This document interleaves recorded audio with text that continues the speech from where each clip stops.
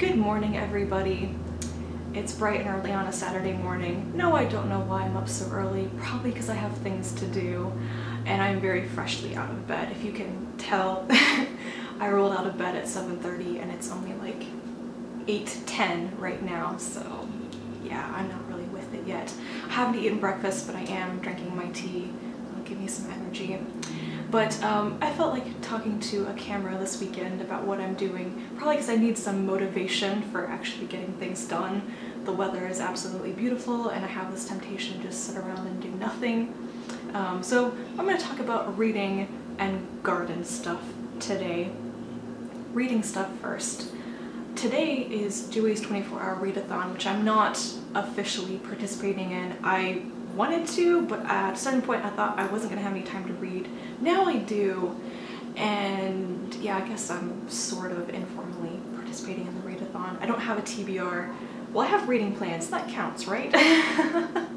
But nothing super specific that I'm going to get through over the next 24 hours. So I think it started at 7 my time, so I'm only an hour in, 23 more hours to go. I haven't read anything so far today. So, reading stuff. I'm going to be starting my audiobook of Persepolis Rising by James S. A. Corey. Always good to have an audiobook on while doing a readathon. I can listen to that while I'm out and about doing things today. And then things I'm reading in print. I'm about 2/3 of the way through Blood in the Mist by Hope Meirelles, which is a fantasy novel from the 1920s. It was written like in 1926, and it's nothing like what I expected, but it's really good. I'm really enjoying it, guys. So I'll probably finish that up today. That's one of my goals. And then I'm still reading Italo Calvino's The Complete Cosmic Comics. I'm not very far into it. I set it down to finish up some other short things this week, but this is a short story collection, and that's also good for readathons, so I hopefully will put a dent in this. I'd like to read maybe 2 or 3 stories today. I can do that, right?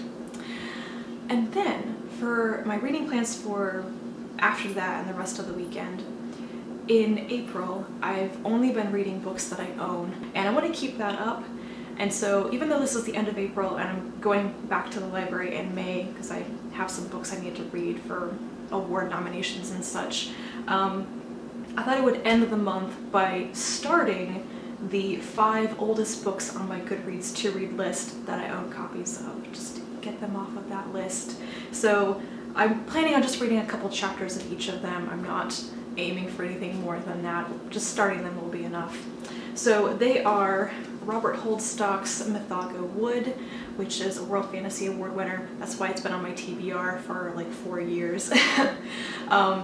This is the 30th anniversary edition too, so it's actually not as old as I thought it was. And then I have Servant of the Underworld by Aliette de Bodard. Does anybody remember when I hauled this like 3 years ago?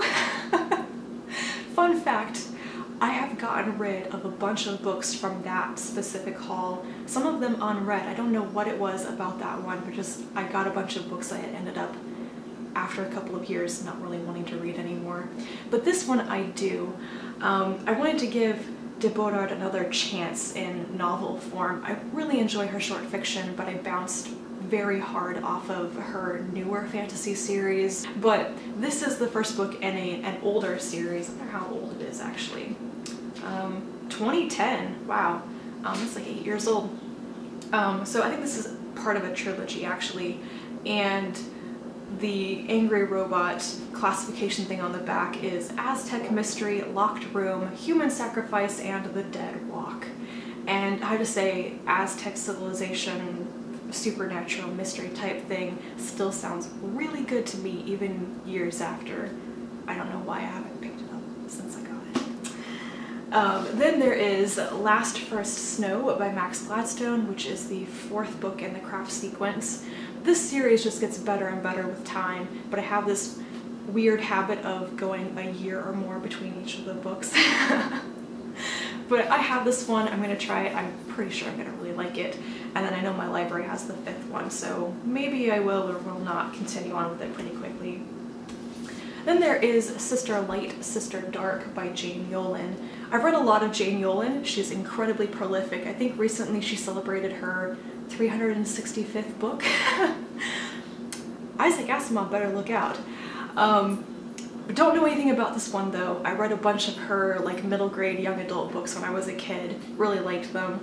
This may, however, be an adult fantasy novel, and I really don't know anything about it. This is a trend. I need to stop buying books that I don't know anything about. And then the last one is Unlondon by China Mieville. I have a hate-love relationship with Mieville. Either I utterly adore his books and I find them to be exceptional and my absolute favorites, or I completely hate them and they make me sick while I'm reading them. There's no in-between so far. Unlondon is a young adult fantasy novel, and therefore I think that I have a higher chance of loving this one rather than hating it, because I think with the target audience it will avoid some of the stomach-churning details of Mieville's adult fantasy that I just can't take. I've heard very little about this. It's not one of Mieville's books that I hear many people talking about, but what I have heard is good and kind of intriguing. I think someone, maybe it was Catherine on Twitter, who said that it was interesting because the chosen one abandons the quest, but her best friend continues it on or something, kind of upending some tropes there, and that still sounds pretty interesting. So that will keep me busy on the reading front. Now for garden stuff. When I get done drinking my tea, I'm going to go out and do my grocery shopping, and I need to go to the plant nursery because I'm getting things from my front yard. I already have a tree planted. I planted it last year. This is a little itty bitty tree. It's so small. It's more like a bush or something, like a really sad bush. But I'm looking for some more dogwood trees. I want another white one and then a pink one to plant in my front yard. And I'm going to look for a bunch of Korean lilacs as well, because I'm planting a hedge between my front yard and my neighbor's front yard. Yes, those are the annoying neighbors that I want to keep out of my yard. We have a lot of children who like to play in my yard when I tell them not to. Do I think that a hedge will actually keep them out? Not really, but I'm going to do it anyway. Because aside from that problem, I really like Korean lilacs, and I wanted to have a hedge or something like that for a very long time. So I'm going to go to the plant nursery and see what they have. In the off chance that they don't have anything that I'm looking for, I'm just going to go to Lowe's and see what they have, because I would rather buy from the local business, but if I don't get things today and get them planted this weekend, it will never happen because I don't have much inertia, let's say. So I think that's pretty much it. Hopefully I'll report back a bit later today on how well that went, and depending on how quiet it is outside today, I will try to do a bit of filming in the backyard with the vegetable garden and everything. There's not too much to see so far, but I can at least tell you what my plans are for the year. But yeah, that's enough for now, so until later. Now I know why I never hold a camera and talk to it, because it's really freaking heavy. But it is 4:30 now. I've gotten a ton of stuff done. I ran out to Lowe's and I got edging stones and more mulch and stuff so I can mulch my trees, which I have planted. Looks really nice now. And now I'm making dinner, and I thought I would show you what I'm making. I am making omelet fillings, and I'm going to be making a vegan omelet. So caramelized onions and charred broccoli, though I'm trying to char broccoli in a non-stick skillet, and that's not a good idea. I'm just running out of skillets. And over here I am assembling my omelet stuff. So it's silken tofu, though. Okay, I made this recipe successfully like 5 years ago. It was the first thing I made after I had my wisdom teeth taken out, and it was fantastic. And I wrote this very cryptic remark to myself, which was, use the right kind of tofu. Well, I didn't say what it was, so this is like the extra firm Mori new silken tofu, and I think it might actually be a bit too firm. It's not silky enough, but I'm gonna whiz it up. There's also olive oil, nutritional yeast, turmeric, and the kind of pink stuff there is kala namak. I think that's what it's called. Yes, it is this stuff, which is black salt. And this is what makes vegan omelets very eggy. It's kind of sulfurous like eggs are. It works really fantastically. And then I'm going to be adding chickpea flour and cornstarch after I whiz all this up. And we'll see how it goes. It smells good so far, but then I have to actually cook it. Looking pretty good so far. I made a big one because I'm going to be folding it over and filling it. It's kind of like cooking a pancake, I think. Just as long as it doesn't fall apart when I have to flip it. Well, not too shabby for basically a first attempt. It looks good, but it has a crack in it. So my technique needs some work.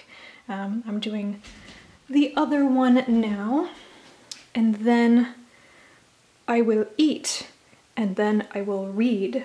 I finished Blood in the Mist. I've listened to a bit more of Persepolis Rising, but I think I'm gonna sit down and start some of my books from this morning and see how they are.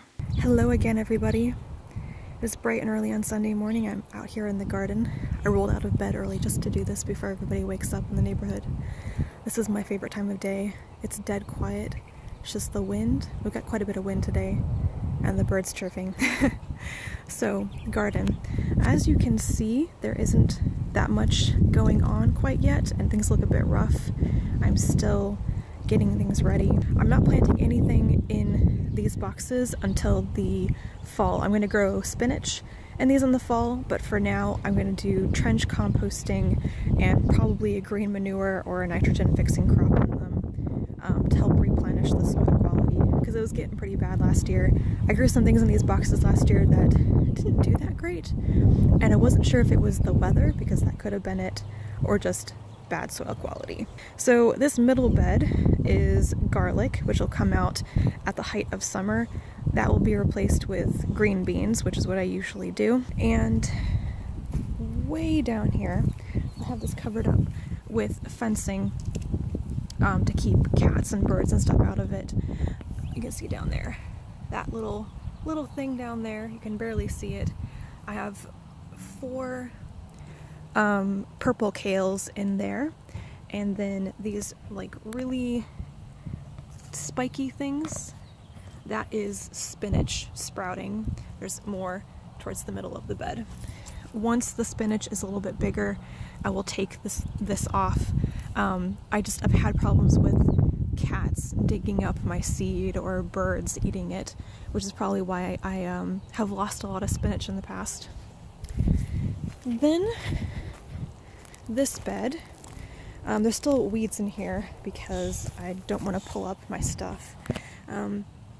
These are peas. I'm growing no-name peas. I actually bought them last year at the plant nursery when I thought I was going to run out. I need to use them up. I've got quite a few. I have these tomato trellises that I grow peas on in the spring. They will be replaced with the tomatoes. I have 3 varieties of tomatoes that I grow every year. I'm going to have 2 Opalka, which are really awesome paste tomatoes, 2 Amish paste, more standard paste tomatoes, and then 2 red zebra or something like that, which is a variety I've grown before in the past, and it was extremely heat resistant the year that I grew it, so I'm doing it again to see if that was a fluke or not. And then on this side of the trellises, I have these little tiny things, and they are broccoli plants. They are extremely tiny. I planted them out along with the kale before I went on vacation, and then while I was gone, we had like a freeze and snow, and they survived. But you can see it's very, very crispy. It got pretty badly frozen. But all 6 of them are starting to bounce back, but we will see how the broccoli goes. This, where you can see I have some dirt dumped when I was digging up dirt for my trees, this is going to be where a new 4th bed goes in. I'm going to squeeze that in. Hopefully that will be going in this afternoon. They're very heavy, as you can imagine, being 12 feet by 4 feet and then a foot tall. So I need help to do it, so my dad's probably going to come over and help me with that. Once I get it laid in, everything else I can do by myself relatively quickly. Gotta move all of the stone edging and put it up the sides instead. And that mess up here is my herb garden. I've really got nothing to say about the herb garden this year. I decided to completely ignore it. But for now, I'm just gonna try to clear some of it out and salvage the sage. Most of this stuff over on this side is all oregano, which is taken over. And I have a little thyme plant somewhere in the jungle. But if I get rosemary or some other herb, I'm gonna plant it in my new bed. And the new bed, I'm not going to have as much dirt in it this first year because it takes quite a while to build up the soil in it because I'm slow and lazy. But I will probably put my bell peppers in these 3 boxes and arugula and probably more kale because I need to grow a lot more greens. And the last thing, where you still can't see anything, is over here. This was my squash bed last year. And I can't grow squash for a couple of years because I have a pest problem, but I have these green fencing trellises, and I'm planting peas. There's nothing to see because I just put them in a couple of days ago, but I'm hoping to like triple my pea harvest this year. So I'm growing like triple the number of peas in the spring, and then I'll be able to come back probably in the fall and plant more over here. Man, it's really windy. Hopefully you can actually hear me on this. So that's pretty much it for now. I will walk around to the other side of the house and show you my trees that have gone in. I got them all finished up yesterday afternoon. So this is my new tree. This is the red Cherokee dogwood that I put right in front of my living room windows. That's where I usually sit in there when I'm filming. Those are the 3 Korean lilacs that I got. I think I mentioned that yesterday. I need 3 more. And they're going to be in a hedge right along there, eventually. This is the other new dogwood. This is just a white one, nothing special about it. It should roughly match my other dogwood, which is this teeny tiny little one over here. I put this in last year, and the lady at the plant nursery was shocked that I got it to survive the winter. Apparently they had a lot of little dogwoods die and stuff. And here on my front porch I've been keeping my teeny tiny tomatoes and peppers. It's not quite time to put them out in the garden yet, but they're doing really well outside. I haven't been bringing them in at all. It's finally been warm enough at night. They're looking pretty good.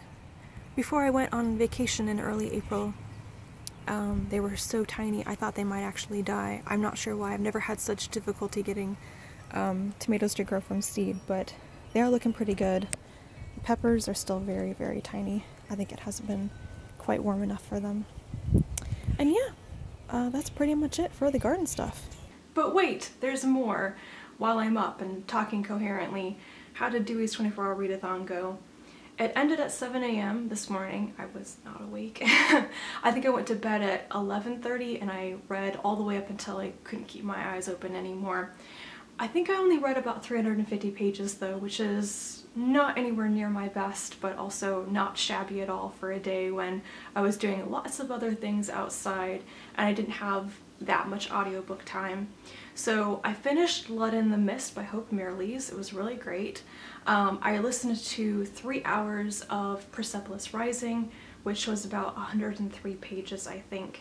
I listened to it at 1.5 speed, so that's how I got through most of that.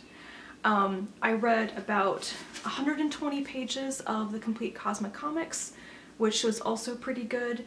I don't want to read too many of them in a row because they do start to blur together a little bit, but I'm almost halfway through this now and I'm really happy about that. I'm really enjoying them. My favorite story so far is probably The Dinosaur and the first one, which is, it was a reread for me. But I remembered this one so much. It's The Distance of the Moon. The images from that one I remember very strongly from university. And then I finished off the night with starting 2 of those 5 books that I mentioned before. So I read about 45 pages of Mythago Wood by Robert Holdstock. I'm suddenly not sure if this is pronounced Mythago or Mythago. It's like a portmanteau of myth and imago, and I don't even know how to pronounce imago. Anyway, It was really interesting so far. It's basically like this very strange wood in England where images of archetypal mythical people appear in different variations throughout the centuries and stuff. And I'm not far enough into it to be exactly sure what's going on and what the characters are looking for, but a lot of it seems to revolve around this woman who's basically the proto-Guinevere, who has appeared in many different versions throughout stories in time, but she dies but keeps coming back or something. It's pretty interesting. And then I read 23 pages of A Servant of the Underworld by Aliette de Bodard. I love the setting of it. It has some true Aztec names which are very difficult to pronounce, and I'm not sure if there's actually a pronunciation guide in the back of this. No, there isn't. There's a cast of characters, but not a pronunciation guide. I actually name all of my electronic devices after Aztec deities, and even I don't know how to pronounce most of the things that I pick. So this starts off in a very typical murder mystery way. So I have to say it's not super exciting yet, but I'm going to give it a little bit more. I think just the main character needs some development over time, and the setting is really cool though. So that was my Dewey's 24-hour readathon. Hopefully I will get some filming done this morning after I eat breakfast and consume large quantities of tea. And then this afternoon it will be back to some garden work. So, yep. Bye.